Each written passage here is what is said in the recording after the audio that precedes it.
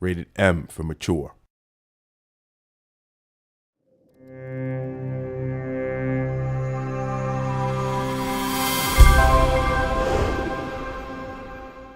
I'm Craig Morrison and I'm the game director and producer on Age of Conan.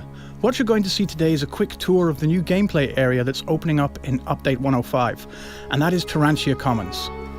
Turantia Commons is kind of the urban underbelly of King Conan's capital city of Turantia. It's where the common person lives. It's racked by gang warfare and civil unrest, everything you'd expect to find in a medieval urban environment where the people have to fight out on a daily basis for their existence. Players will actually be able to choose which side in these conflicts they take part in.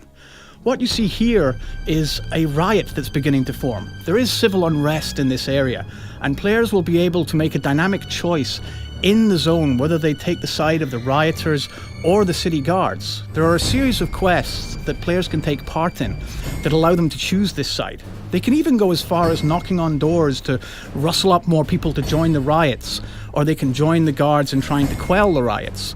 And different players can make different choices. They can take a different side, so you may be working for or against your fellow players as you decide which course the riot will take.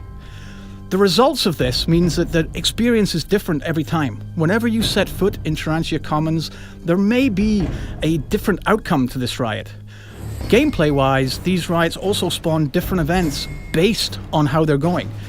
Different bosses might spawn or different quests might become available based on the reactions to the riot. There are also two warring factions within the city itself. These are two street gangs called the Wharf Rats and the Crows. Players will be able to take quests for either or both sides and try and work their way up the rankings of these gangs and explore the different storylines of the conflict. The Wharf Rats are based on the ground level, on the wharf of the city, the area that you're looking at now. They're all clearly identified and players will be able to choose for them.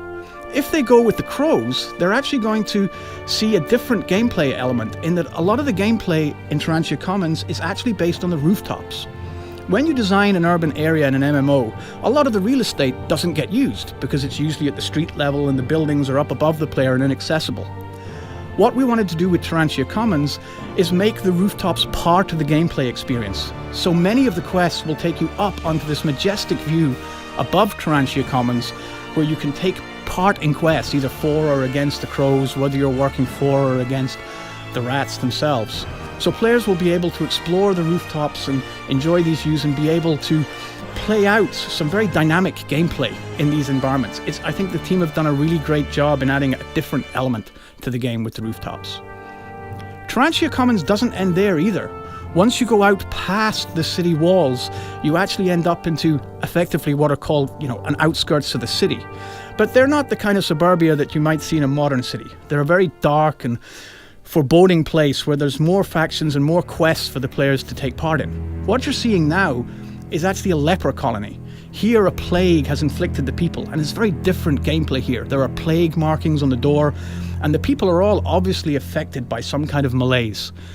And what you can see is that the NPCs react to the player's presence. They will try and come towards the player in an almost zombie-like fashion. And the player can actually pick up this disease if they're not careful and may have to do quests to try and clear themselves from the disease.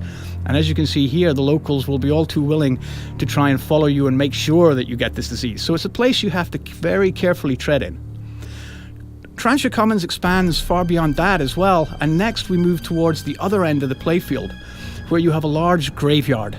And again, there's a storyline here about an evil that is growing in the city, and a character that the players will have to interact with or combat and move through a series of quests in the graveyard in another quite a spooky environment. So it's very different from the urban landscape inside the city walls, all within the same playfield.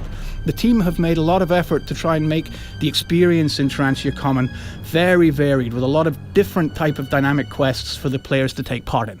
Finally for today, a bit of a spoiler warning first. We wanted to show you one of the dynamic elements in the gameplay of a boss encounter that appears later in the Turantia Commons experience. This is the Crow's Nest, and you're fighting a boss called Jovis in a single team level 80 instance.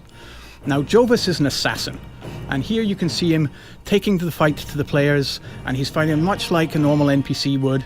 But Jovis has a trick or two up his sleeve, and this is an example of how the gameplay designers have tried to use the tools that we have in an imaginative way to make the players remember this encounter. He's going to show you a special trick in a minute that will challenge players in how they react to it.